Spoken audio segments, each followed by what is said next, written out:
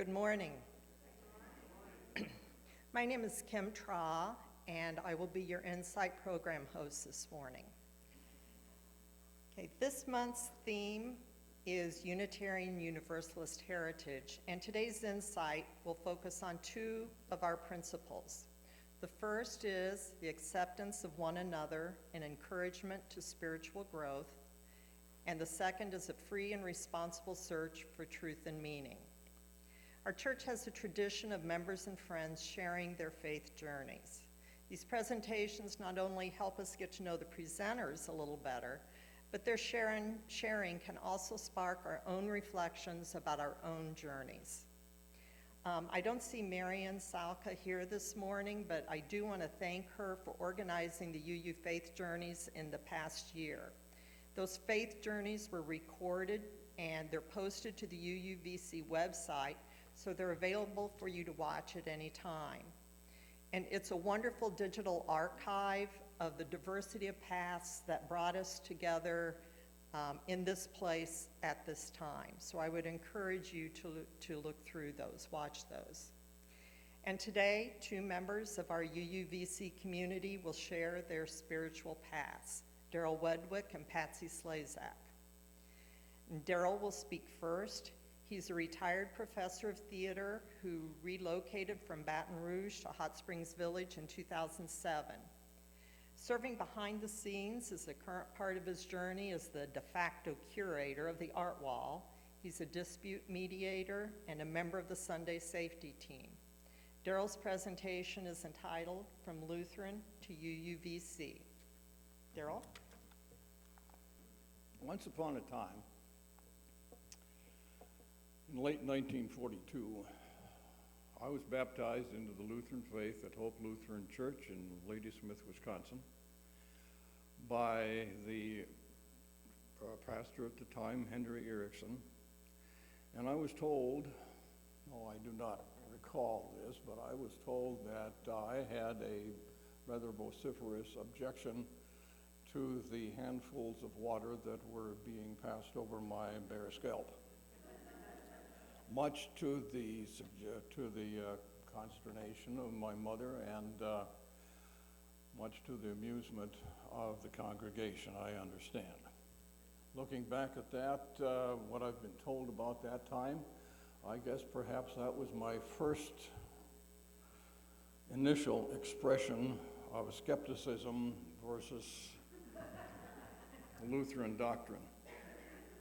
My parents were high school teachers / farmers, and in northern Wisconsin that was not an uncommon combination.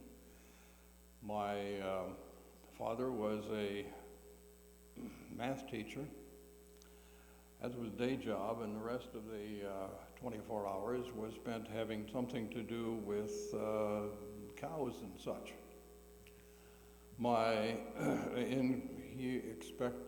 He spent his time as a Lutheran, a fine, upstanding citizen of the Lutheran community by doing things such as singing in the choir, serving in the men's club, on the church board, and so on.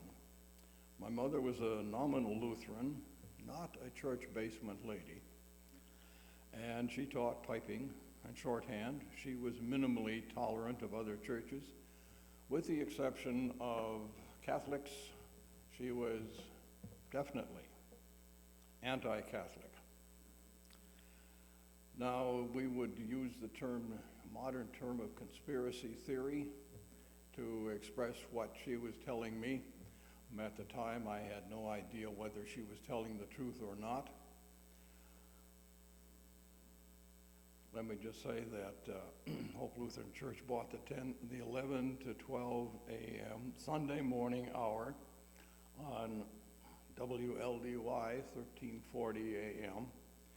on your church dial to broadcast the Hope Lutheran Church service. So you know that it went on for at least an hour and is still going on for at least an hour.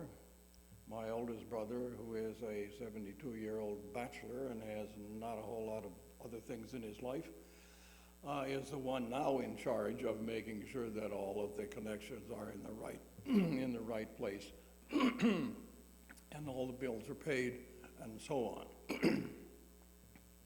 Fast forward to late 1946, children's part of the Christmas program. It began with the preschool children reciting Bible verses. I vaguely remember that I had something to say about wise men and the star. I do have a photograph of me being dressed up in a striped shirt with blue trousers with cute little suspenders and looking ever so wonderful. I began with my Bible verse, and shortly thereafter suffered a wardrobe malfunction. The right suspender slipped down, so I was told that I pushed it back up, got organized, and started again from the top. The audience reacted in much the same way as you did, and I guess that was the beginning of my career in theater.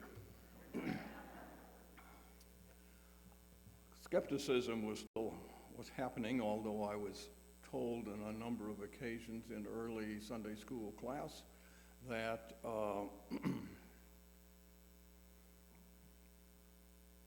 was a long time ago, and therefore things were a little different when we were discussing the creation in Genesis.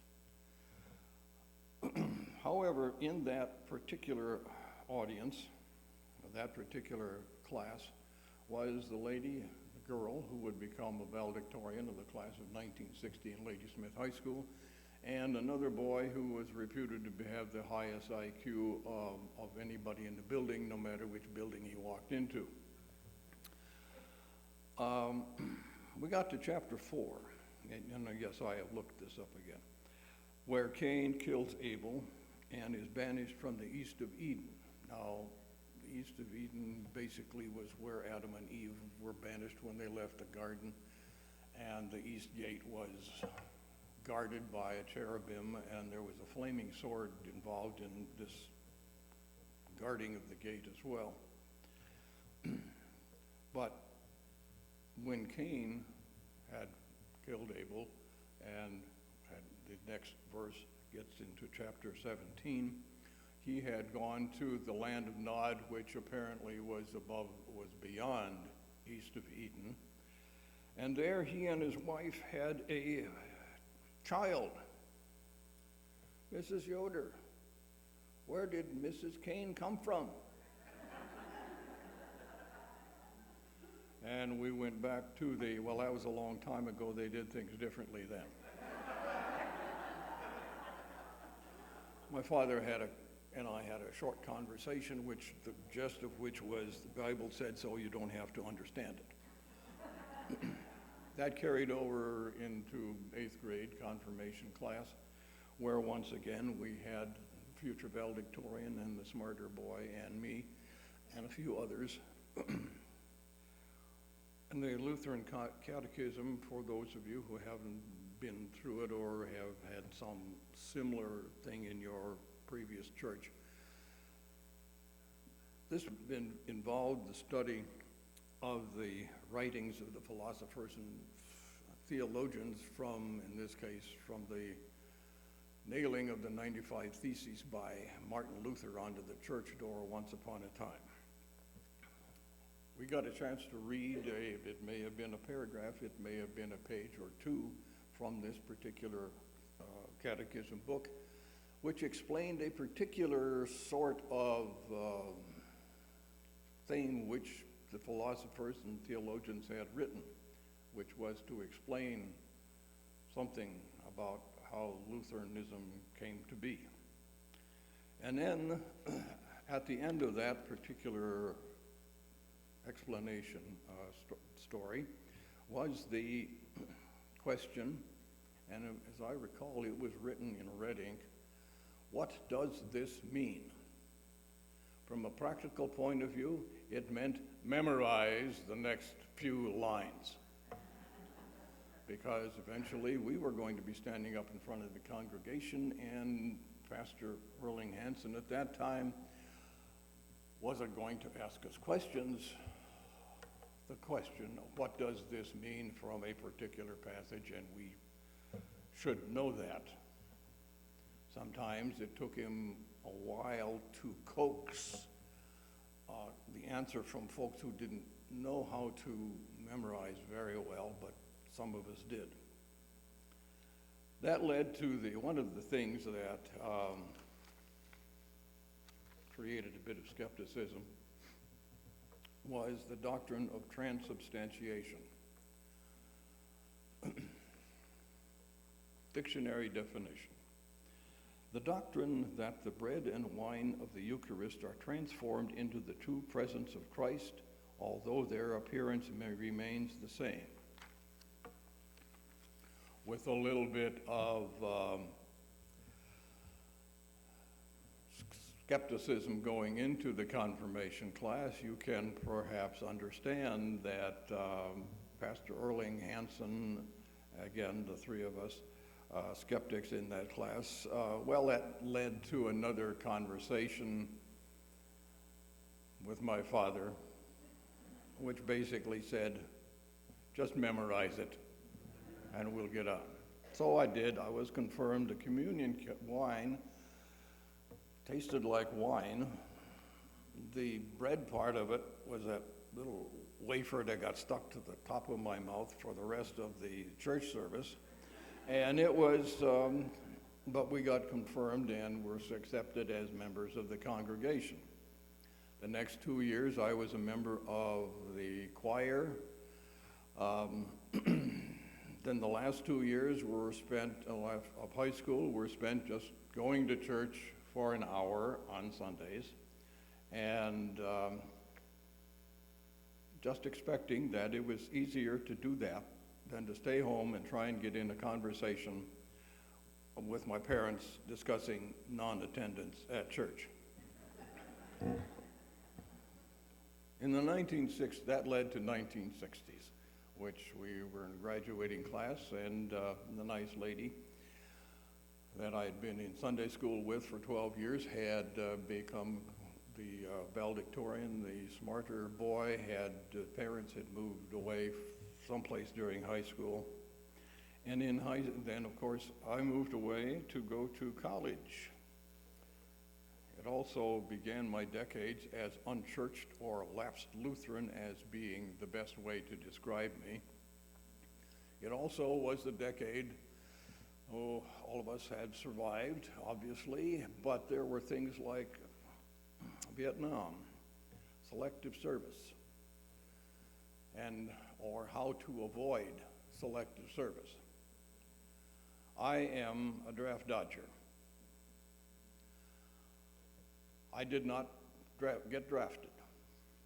I did that the hard way, spent weekends, a weekend a month and 2 weeks in the summer, working for the United States Marine Corps Reserve Infantry, but I wasn't drafted.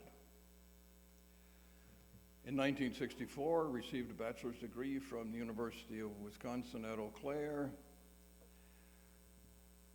Spent the 1965 model year selling Pontiacs after taking my teaching credentials and deciding no way was I going to go into that game. And coming to the conclusion that my future did not was not connected to General Motors. The only way I was going to get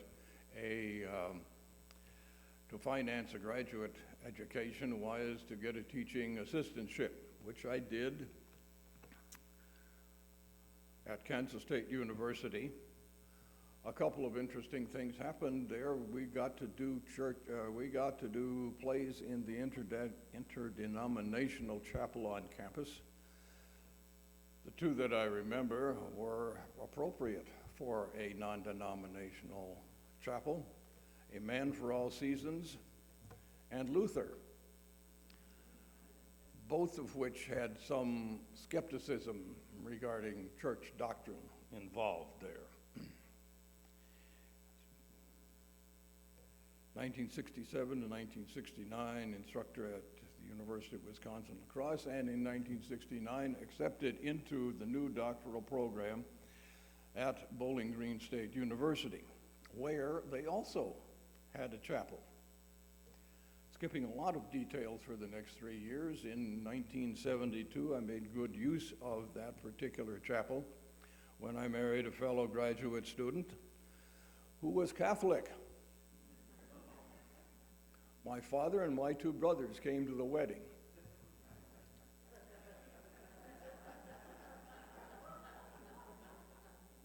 Eventually, my mother accepted the fact that she did have a Catholic daughter-in-law, but anyway, we had spent the next year at a teaching job in Billings, Montana, one of those jobs where you were the first ones in, so you were the last ones out as far as finances were for the next academic year. The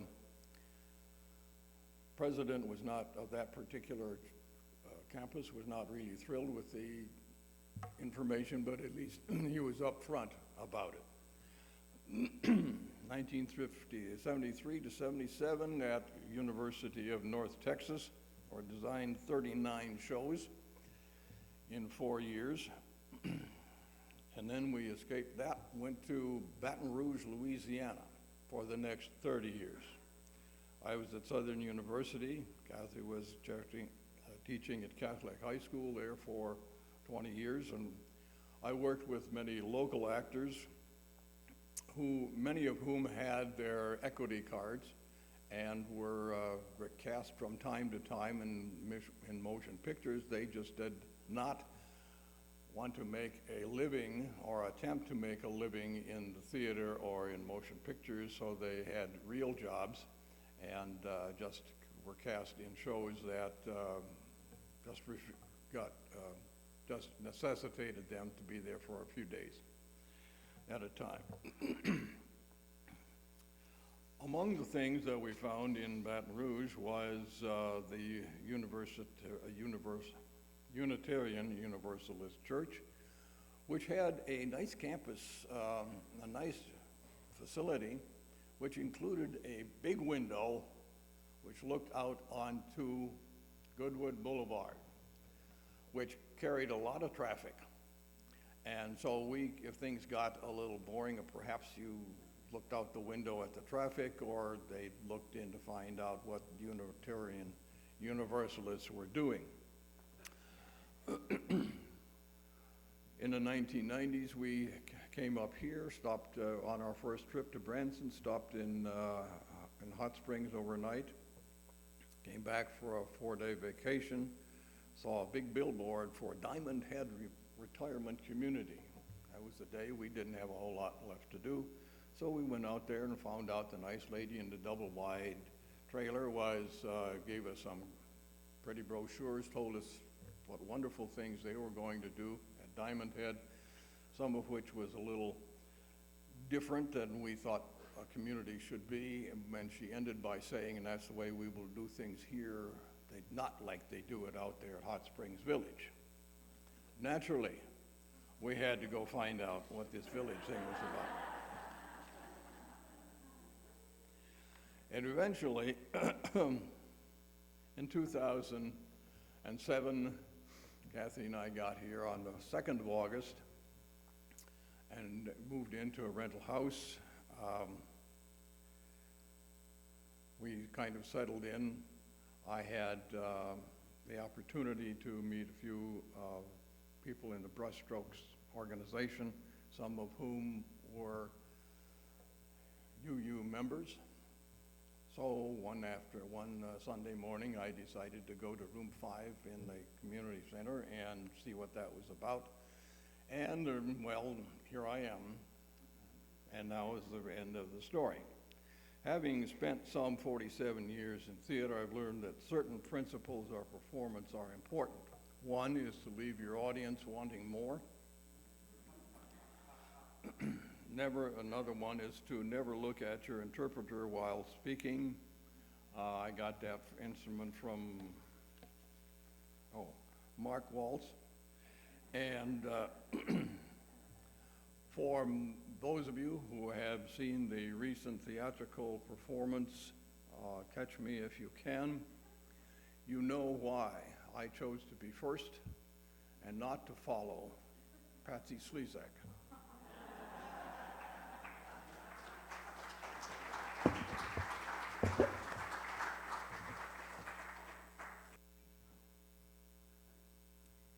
Right. Well, thank you, Daryl. As somebody who was raised Lutheran, I also remember memorizing all the what does this means in Luther's Small Catechism.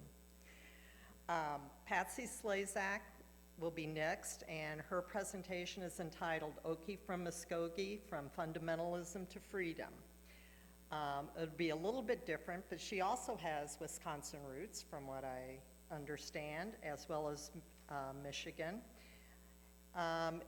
She was one who recorded her faith journey earlier this year. Unfortunately, there was a little bit of a glitch with the audio, so we asked her to reprise her presentation. So, Patsy? Good morning, everybody.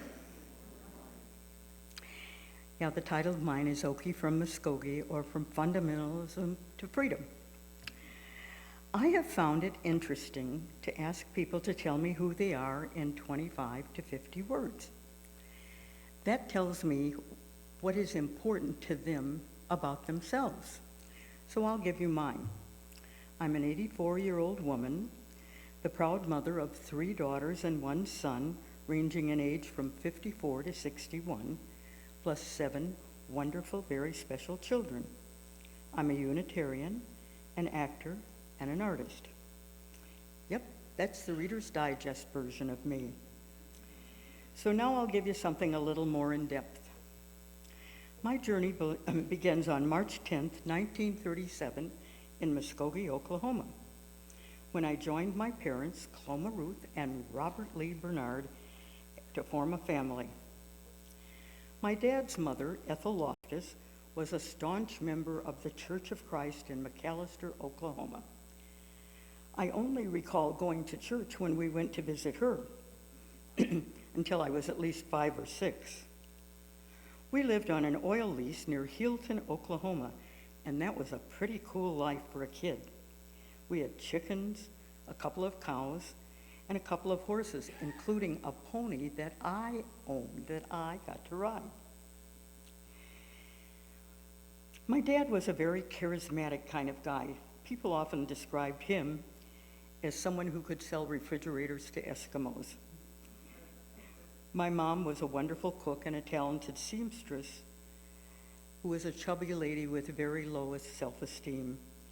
She felt she married way above her station in life, thought my dad was movie star handsome and much smarter than her, and was sure he had to be cheating on her. There were lots of accusations and arguments throughout my childhood. When I was about 6, we moved to Mount Pleasant, Michigan, where my dad has a job with an oil refinery as a supervisor.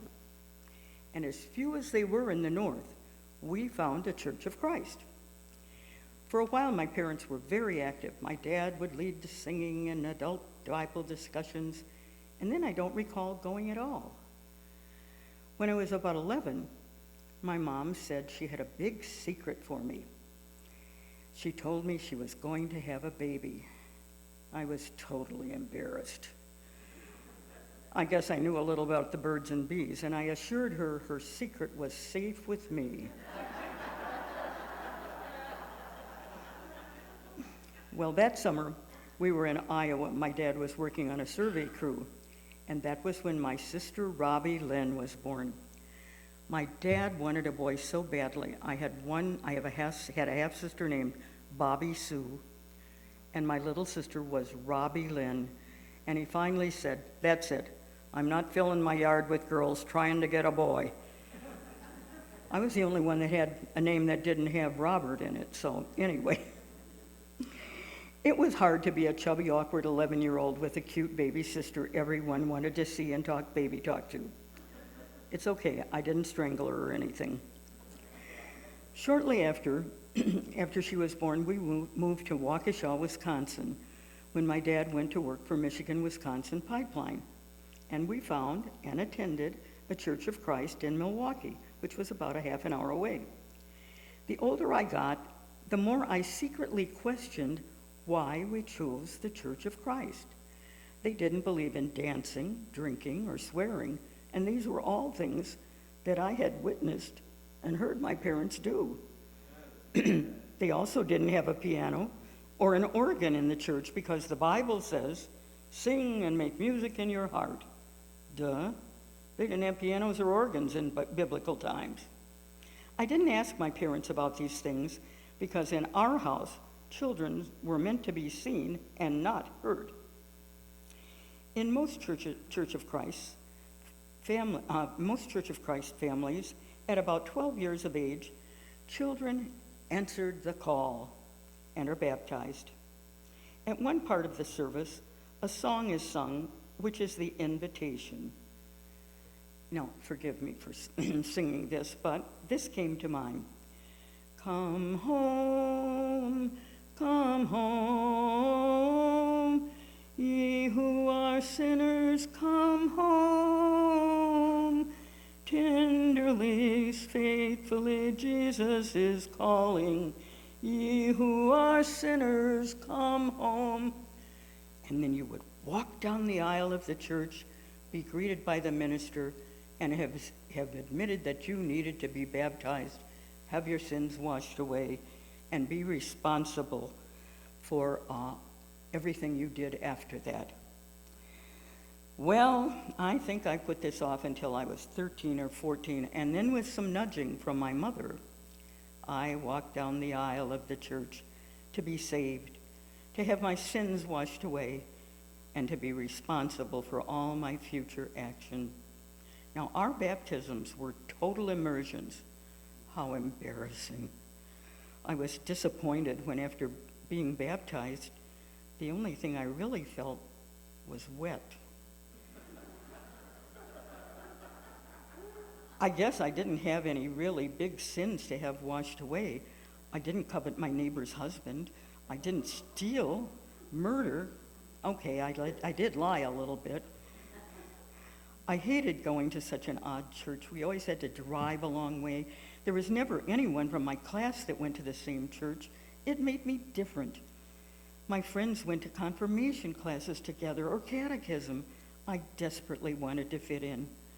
I managed to make a few friends, but I got razzed a lot. First of all, I was one of the fat kids, and secondly, I was one of the smart kids. I was just asking for it. So I decided I'd make jokes about myself. That way, I was one of the fat, smart, funny kids. So that summer, I lost quite a bit of weight. That when I was 13, and I just assumed my life would be perfect. Not so. But anyway, I did fit in a little bit. My dad died when I was 20. He was in an automobile accident. He was driving down to Watsika, Illinois, where he was working, and he said a truck forced him off the road into a farmer's field. And he was driving with his car window open and his elbow out the window, and he went into a farmer's field, and his elbow got all kind of damaged and hurt. So I drove down. My mom said he was in the hospital. I should come down, and I came down, and they told me they had asked him if he'd ever had a tetanus shot. And he wasn't quite with it, though they didn't realize that, and he said, oh, of course he had. Well, he hadn't had a tetanus shot ever unless he had it when he was 17 and went into the Army briefly. But they didn't give him one. And even in that day and age, it was very rare. But my father died of lockjaw, a terrible death. My mom had to stay and sign some papers, so she said, why don't you ride home with Joe? He was an old friend of ours who worked with my dad. And as we rode home, he said, oh, look in the glove box. I've got your dad's wallet in there. So I took the wallet out and I opened it up, and there was a picture of my dad with some woman who looked just a little bit like my mother, but it wasn't my mother. And I looked at him and I said, who is this? And he turned kind of white and said, "That's your dad's girlfriend." I was devastated. I was so upset. And I told my mother, and I said I wasn't going to my dad's funeral, but she made me go. So I decided I wasn't going to mourn for my dad. He didn't deserve it. And it took me a long time to really deal with the sadness and feelings I had over the loss of my dad, because I adored my father. Well, I had learned the art of fitting in, and when I married my first husband and found that his family was Lutheran, there's a thread here, I joined the Lutheran Church so that I would fit in. I learned the Apostles' Creed. I learned the Nicene Creed. I sent my children through confirmation. They were confirmed. I taught Sunday school. But I didn't feel inspired to love God or anybody else. I did find comfort in the repetitive rituals and fitting in with a group. I had assumed we would attend church as a family. Not so. My husband rarely went. He was a very intelligent man who never got over being adopted. He assumed there must be something terribly wrong with him, or a very strange thing, or that his mother was a hooker. I said, "We need to find out who your mother is." "Oh, no. These strange feelings he had, plus the fact that his adoptive mother was a real piece of work, resulted in him having alcoholism and eventually in his suicide. This was a terrible time for our family. I eventually found help through a group called Survivors of Suicide. Several years later, I married a wonderful man named Rudy. He was a bachelor at 49. After 10 terrific years of marriage, he had a slight stroke, so we decided to retire. And we moved to Hot Springs Village in August of 1999. We decided the way to meet people would be through joining a church. So we joined the liberal Lutherans. We knew what we were getting, and it was comfortable. And then Rudy had a big stroke and died. I stayed on at the church because I knew the people, and then we got a new minister. He didn't like the way we did anything. He never called us by our names, even though we wore name tags. He told his secretary her hair better be on fire if she disturbed him when his office door was closed. So I switched to the other liberal Lutheran church. And after several months, we all got letters from a member disparaging the current minister because he wasn't patriotic. If he won't put flags on the table for decoration, what else is he against? Oh, I went church shopping.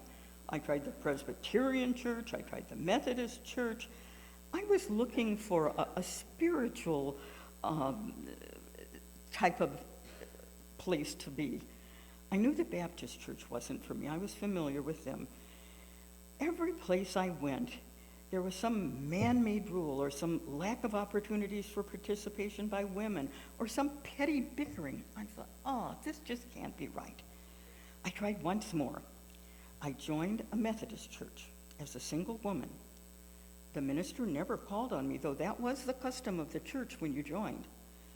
He never welcomed me to the church, and though I attended regularly, I'm not sure he knew who I was. Now, when Frank and I became life partners, we discussed what our religious life would be. He explained his religious experiences had been so disappointed that he had a hard time with organized religion. And the story of Jesus dying for his sins was just more than he could handle. It made him feel guilty and unworthy. The more we talked about religion being created by man to please man, the more we decided we might opt for spirituality.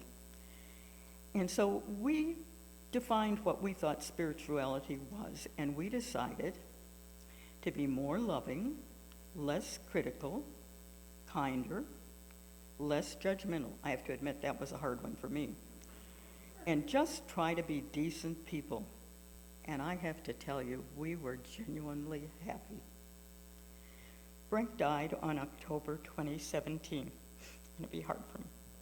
And it was my decision that instead of going into mourning, I was going to try to be mostly grateful for the wonderful 10 years we had together.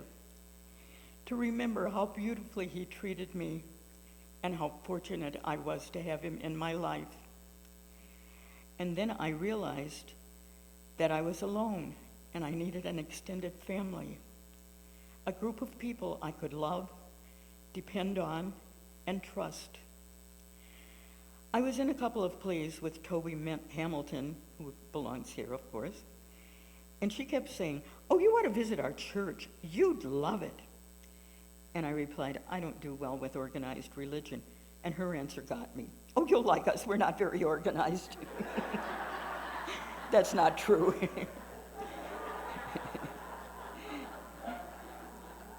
My first visit was late May or early June of 2018. When I walked in, the first song we sang was, "Whoever you are, we welcome you." Wow, that seems something a church should say to people, I said to myself. There was no Bible thumping. No one was threatened with fires of hell. Things we could do to help our community were discussed. And when we left, the recessional was Age of Aquarius. I loved it. I stayed for the TED Talk after the service and was assured I didn't have to believe any one set of beliefs. I read the principles on the wall, and I agreed all people do deserve respect. I continued attending all summer and found that after years of trying to fit in, I wanted to join this church because at long last, I found a place that I actually belong.